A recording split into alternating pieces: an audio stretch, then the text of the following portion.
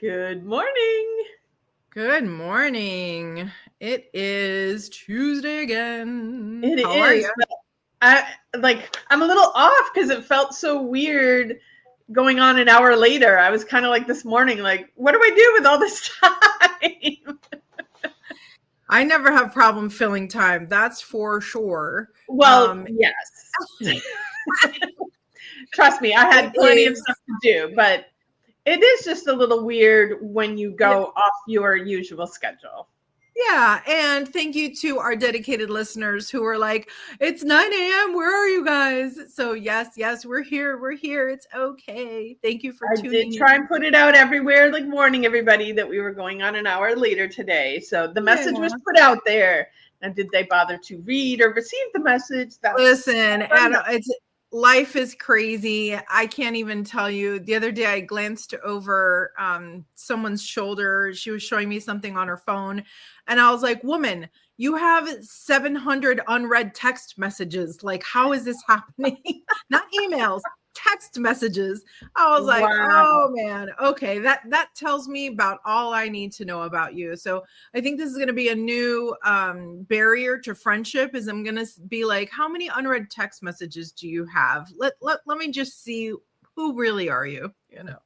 So yeah, I get it. I'm the person that there will be most of the time 0 unread messages unless you just recently texted me or like obviously when I'm working with a client, I'm not answering my text. So like there might be some lag time there. But yes, like texts have to be, and even if it's junk text, like it gets to get deleted. So it's not sitting there as this like, read me.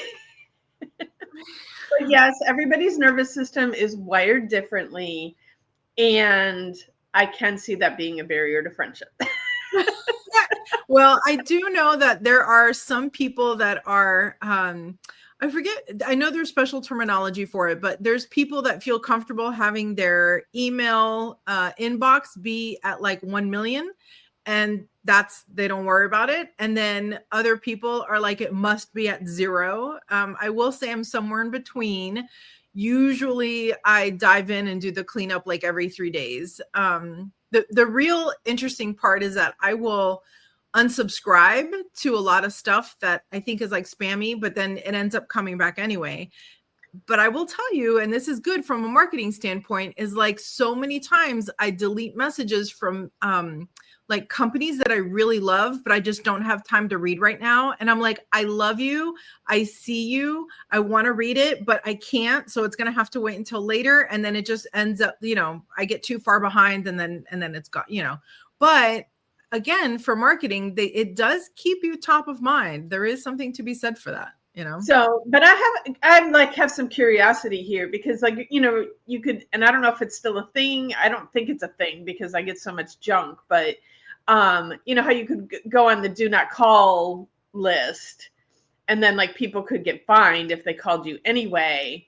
But is there a fine? Like I recently noticed like someone that I very intentionally unsubscribed from and their emails keep coming. And I unsubscribe again and their emails keep coming. And like at this point, I'm a little annoyed and like, is there a fine for that? Can I get myself like $10,000 because they're not honoring my unsubscribe? That's funny. I'm going to have to investigate because that could be some found money right there. Yeah, right. Probably the block feature is more your friend. That probably would be that, but the unsubscribe exists for a reason. Yeah. So. I know. It's insane. Anyway, it's a lot of time and attention that goes into all that stuff. So, but I wanted to share that this weekend I went on a little hike with a conservation group in this area, Mind Spring Conservation. And it was called, let me see, Lichens. And so we literally walked around this beautiful area here in Murphy, and we had little magnifying tools and things like that. And so I got to see like a very microscopic view of the world. And it was really, really cool and neat. And now I realize that even my own property has so much of these things that, you know, I have names for everything. I can't remember any of them because they're all scientific, but that's okay. I'm like the yellow one, the orange one, the cute one. But I will say the weather was gorgeous, and it's really cool to have so much just like environmental awareness and support and resources in this area. And I suppose there's the same thing in South Florida too. I just never had the time to do it, you know. But anyway, it was just really exciting. I had a really cool weekend. Nice. What did you do? Well, I just want to add to that. Because, you know, we're reading Braiding Sweetgrass for our book club. We have our final section that we're going to, I think December 3rd is the date for the final edition of the Zoom club for Braiding Sweetgrass. But there is a whole chapter in there about lichen, which we just read part of the last section. And I know I read it before, but like I don't remember reading them about before. And I have this in my head right now, but we'll see if it stays in there. But I didn't realize like lichen is a combination of a fungus and a algae, right? Like they come together and become a new species.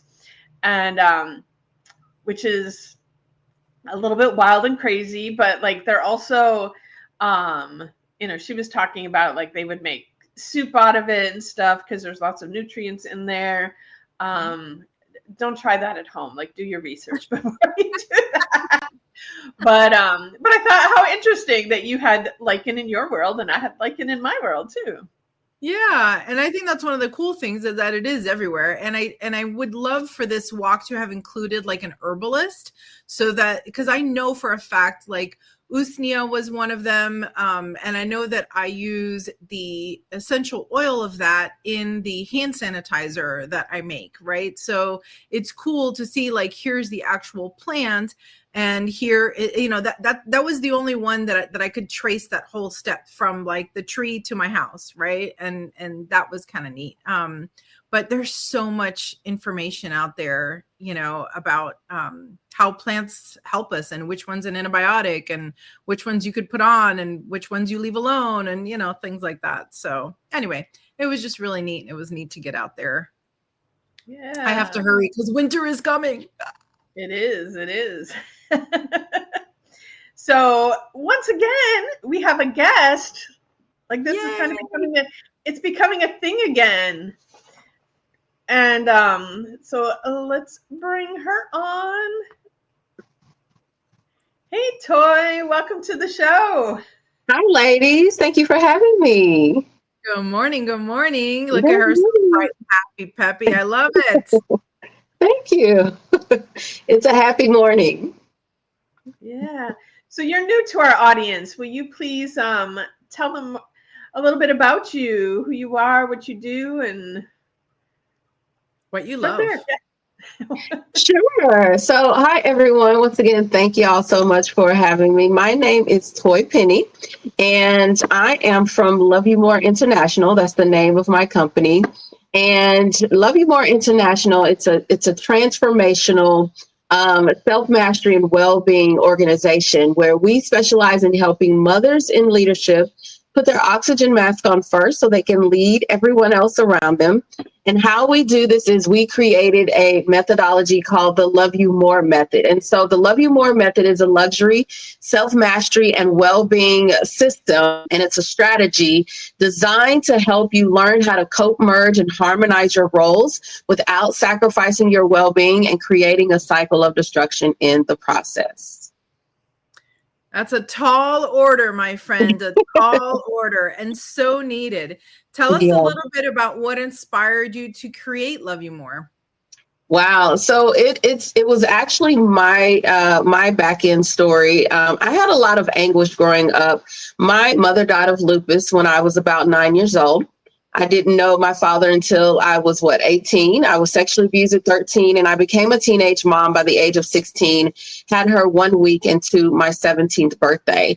And so I didn't know how I was going to up level and provide for this daughter. But long story short, I end up going to massage therapy school right after high school. And my daughter was 1, I was about 18. And I end up getting hired at this high-end luxury day spa. So this introduced me to the luxury world. And so I was 19 working there, and I was just being myself when the owner came to me and asked me if I wanted to buy the place. And I'm like, wait, me? I was like, yes. So I knew that this is going to be a game changer for me. I didn't know what I was doing. So what I did was I bartered services with a couple of clients who were attorneys. They represented me in the sale. And at 23 years old, I became the owner and the operator of this high-end luxury day spa, right? And so I'm 23. I am running the thing. I had 15 employees. I'm like, what just happened, right?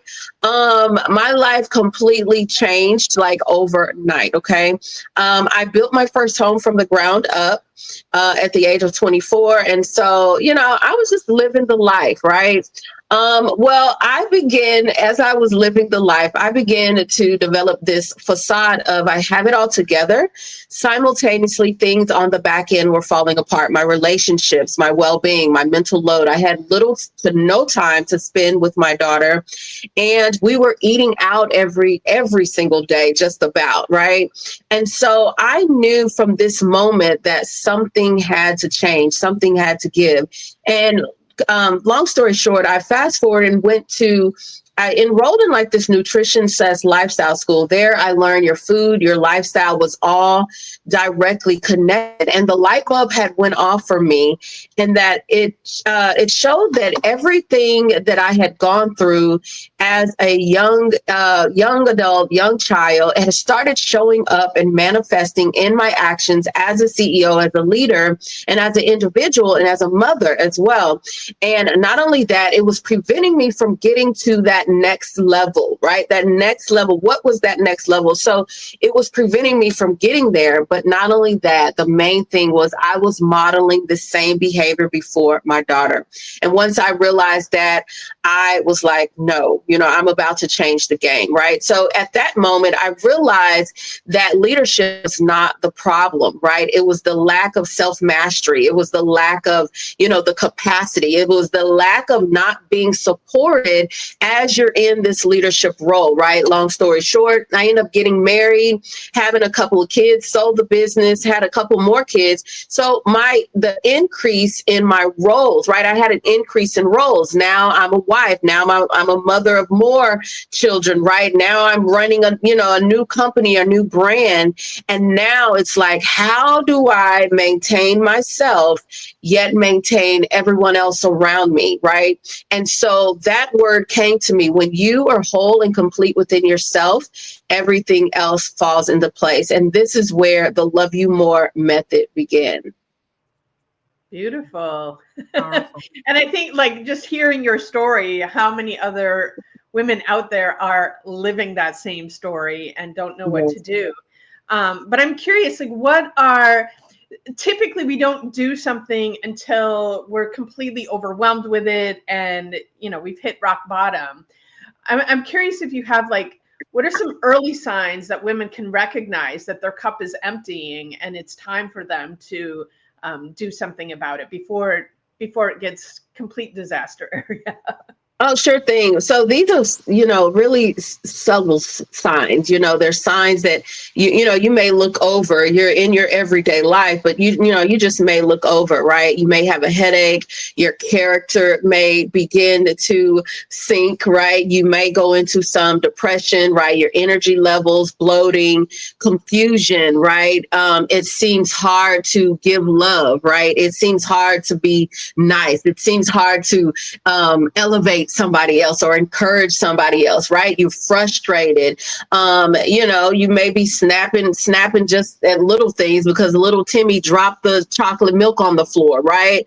Or the lady at Starbucks got the order wrong, right? And then all of a sudden now your attitude is something else, right? Or the team member didn't turn in something, when it was due, and now, you're all messed up inside, right? And so those are some signs that you are running on empty that we really need to pay attention to. And once you are paying attention to, a lot of us are, we're so much on the go. We're going and doing the things that we aren't aware of, these little signs. Right. And so we just chalk it off to, well, he shouldn't have spilled the milk or she shouldn't have got the coffee wrong. We chalk it off to them. Right.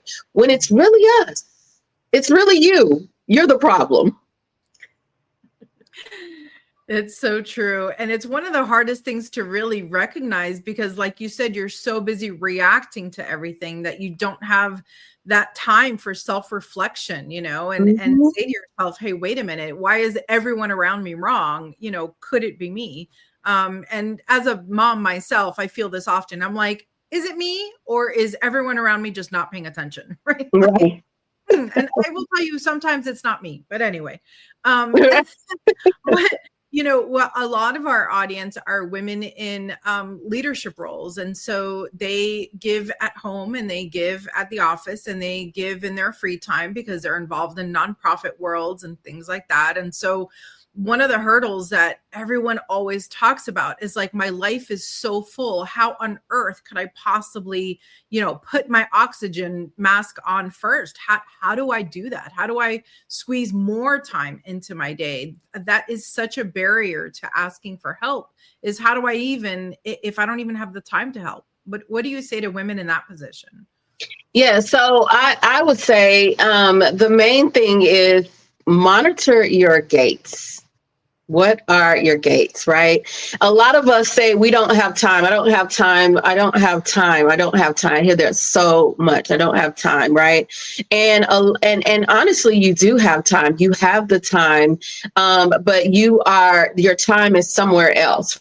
But if we're not monitoring our gates, there's little different things that we are doing that's stealing away from our mind, stealing away from our emotions, right? There may be relationships that we're in. There are things, right? And people, places, habits, patterns that we are connected to that are slowly stealing from us, right? And if we're not monitoring our gates, what are our gates? Our gates are things that enter our soul. What is our soul? Our soul is our mind, our will, and our emotions. So we are looking at things, right? There was a song when I was little. And, it used to say, oh, be careful, little eyes, what you see, what you see. Oh, be careful, little eyes, what you see. Right. And so that, right, we bring it into today's world right now as we are adults. And we should be careful what we see. We should be careful what we hear. We should be careful what we're putting in our mouths. Why? What we're putting, because when we're putting these things in our gates, it becomes a part of our soul, which is our mind, our will, and our emotions. Our mind we think with, our will we act with, right? And our emotions we feel with, right? And so the little things that we are listening to, the little things that we're eating, the little things that the people that we're around, the places that we're around becomes absorbed into our soul. And the next thing you know, we're frustrated, we're angry, we don't know, we're depressed, right? We're in this place or space and we're operating from this place of, I call it a place of we're operating from this place of and we don't know why. Yeah. So that's how you can put your oxygen mask on first. Begin to monitor your gates. Good lesson. Good lesson. And you had kind of mentioned this earlier because you have children, but how do moms model this behavior of taking care of themselves so that our children then learn that behavior instead of, I think most of us learned self-sacrifice from, I learned it from my mom and my grandmother. And, that's what's been modeled out there in the world. How do we create this shift? Right. So you have to begin, once again, it begins with you, right? Everything is going to have to begin with you. If you've already noticed, you've already paid attention to the patterns, you've already paid attention to, okay, that happened to my grandmother, that happened to my great grandmother, that happened to my mother. And now I see that it's beginning to show up in my life. I think the main thing that we should be concerned about is the next generation. How am I shaping the next generation? How am I modeling this behavior? And if you are following the footsteps of your grandmother, your great grandmother, your mother, right? They meant well. Nothing against them. We love them. They meant well, but we are shifting patterns. We are transforming patterns. And the first thing is going to start with you. You're going to say, you know what? No more.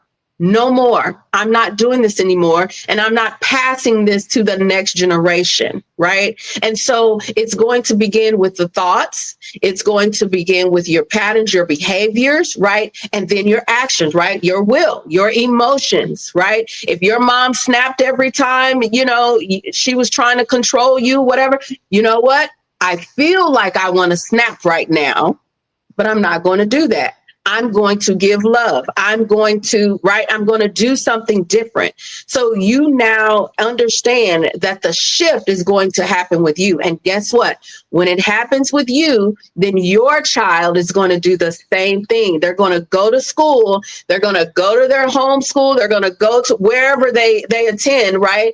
And they're going to do the same thing. And that's how we're going to transform the world bit by bit. It's going to be through the life giver.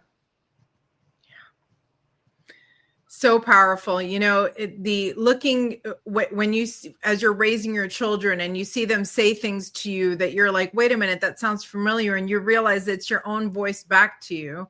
And it's like this cycle, right? Where you're talking and they're becoming the teacher right back at you. I remember I have my twins are now 16, but when they were little, they would come up to me and say these things and I'm like, man, where did you learn that? And they're like, from you, mom, Mm-hmm. So it's both positive and negative. They will absorb everything that you say. Everything. And they will call you out on it. Oh yes. They will call you out on it. Oh yeah. And sometimes it's the positive stuff too, right? Like I've had, I've been having my, meltdown for whatever. And then my son will come up to me and he'll be like, mom, put your hand on your chest, breathe in for 4, little things like that I'm like, okay, fine. Right. So you get to learn along the way. Yes. One of the things that I have struggled with a lot is this feeling of balance, and I've gone through a lot of different a lot of different philosophies about balance. I used to feel that balance was 50-50, right? Doing everything as much as I could each day, hitting all of my numbers and hitting all of my parenting numbers and things like that. And then I heard someone speak who said balance is maybe having to do 90% work and 10% parenting one day. And then the next day it might be 80% parenting and 20% working and things like that. So I'm curious, what does balance, what does harmony feel like to you? And how do you recenter when you're feeling off? Yeah. So in the Love You More method, there are 9 components in the Love You More method, right? And so harmony, right? There's for years, like there's been this talk. What is balance? What is balance? What is balance? And all this stuff, right? But I believe that there needs to be harmony. When I separate the two. There's a mother in leadership, and then there's a mother leader. A mother in leadership, she operates in leadership. She's a mother, right? But she struggles trying to learn how to cope, merge, and harmonize. A mother leader, she knows how to cope, merge, and harmonize her roles, right? She's already in alignment with who she is. She knows that because of her, her family is blessed.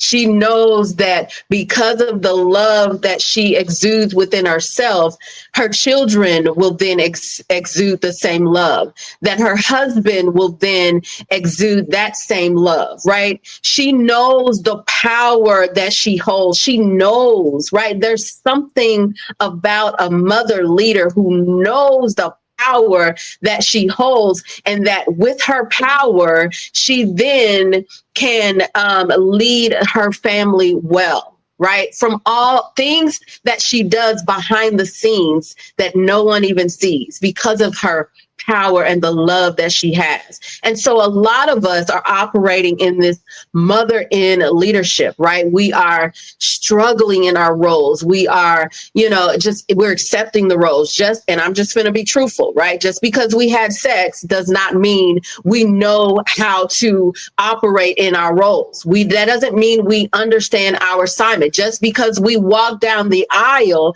does not mean we understand how to operate in the assignment of marriage. So you have to understand, first of all, your assignment, right? What is my assignment connected to this man? What is my assignment connected to this household? What is my assignment for myself? What is my assignment for these children? Right? What is my assignment for my business, my industry? What am I doing? Right? And then from there, how do I operate in my assignment so that I can lead well? Harmony is when you know your assignment, you know your identity, and you understand how to co-merge and harmonize everything, and everyone is well because of you. That's harmony. I love that. Maybe speak a little bit more to, because this is something that I see come up all the time, that I have to work with women specifically that are mothers. Like when we use that oxygen mask thing all the time, that you have to take care of yourself first so that you can take others. But I see mothers really struggling with putting themselves before their children. Could you speak to that a little bit more? Yes. So as I stated before, the main, okay, I'm going to go back because I had someone say, right, I don't know, I want children, right? She said to me the other day, I want children, but this world today, right? This world today, I just don't want to have children because this world today, but I know I want it, right? And so you have to think, right? You got to take your mind off of the world. Let's take your mind off of the world. The most important thing is, what are you leaving on this earth? What are you leaving on this earth, right? And so when you are long gone, there's going to be something left behind, right? Either there's going to be stress, there's going to be debt, there's going to be overwhelmed, there's going to be anxiety, there's going to be depression. What are you leaving behind? Are you leaving, some children who's been well, who's been trained well? Right? Are you leaving that? Right? And so the end result is, of course, it's the child, right? That's the end result. But the most important person in the relationship is you. Now, that may be hard to hear, but the most important person in that relationship is you. God blessed you to be the parent of that child, to be the mother of that child. It's a gift. It's an assignment. It's a mission. It's an assignment. So you have to steward this child well. How do you steward this child well? You got to steward yourself well. Because if you can't steward yourself well, there's no way you can steward that gift. That was a gift that was placed upon you, however the circumstances happen, right? It was a gift given to you. So you must steward it well. So how do I begin to put my oxygen mask on? I understand, I shift my thoughts and understand that this was a gift and I need to steward myself well first. Mm-hmm. The most important person in a classroom, not the student, it's the teacher. Mm-hmm. Without the teacher, there's no student. The student can't learn. The most important person in the classroom is a teacher. The most important person in the mother-child relationship is the mother. You know, I think this is so true for both genders as well, right? Like it's easy to make that connection of I should be a strong woman so that I can raise a strong daughter. But I think it's also important to model what it is to be a good partner, and how, you know, both, right? Like I have the joy of having boy girl twins. So I'm not only modeling my behavior for my daughter so that when she grows up, she knows how to, right, exist in the world joyfully and fulfilled, right? But also for my son to be able to recognize what it is to have a mom that is present, who is also a business owner, who is also a partner to her spouse and things like that, right? So as much as men are teaching their son to, you know, their boys to be men, and women are teaching their daughters to be women and things like that, we're also modeling this relationship, right? And it's not just parent child, it really is like out in the world. You know, I talk on the podcast a lot, and I talk to Julietta, you know, when I see people that are happy in their relationship, doing really great at work, you know, taking their vacations and doing their things, I'm always like, what are you doing? What's your secret? I want to do it too, you know?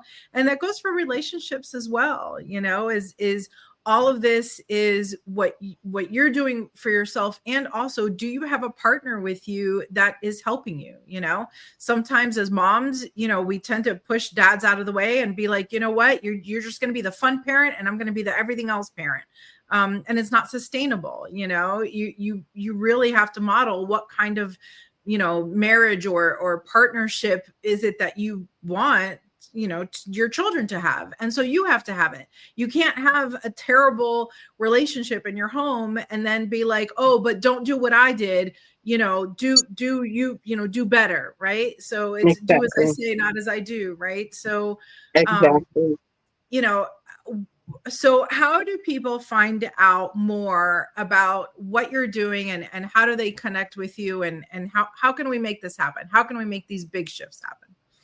Yes, so I'm everywhere at toyepenny.com. We're getting ready to launch the Love You More Lux Academy, which is the first of its kind online university for mothers in leadership.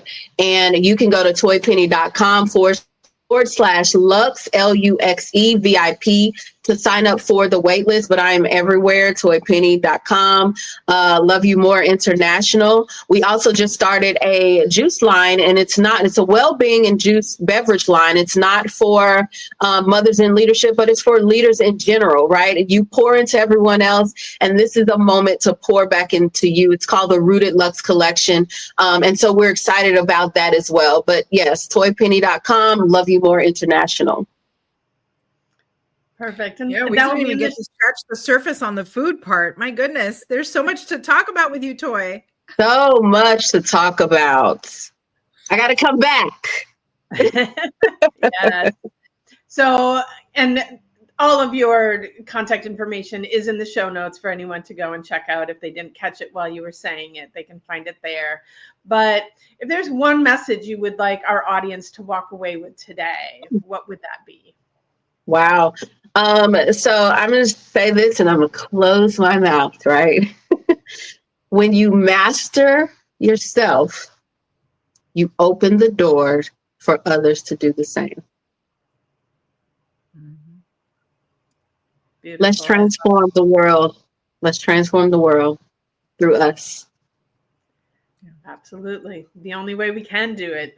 It's the only way. So, well, thank you so much, Toye, for being on the show today. It has been an absolute pleasure having you. You are a beautiful resource for everything that we preach here on the show. And so thank you for doing what you do. Yes. Thank you once again for having me. I truly appreciate it. And don't forget, guys, we do have our retreat coming up in January in Sebastian, Florida. I know the temperatures are dropping here in Murphy, so I'm very, very excited about being in Florida in January. So check that out. It is on our website. It's linked everywhere. And of course, we're actual human beings. We're not running a giant corporation. So you could just text us, like really, just reach out. All right. I want to wish everybody out there a magical day.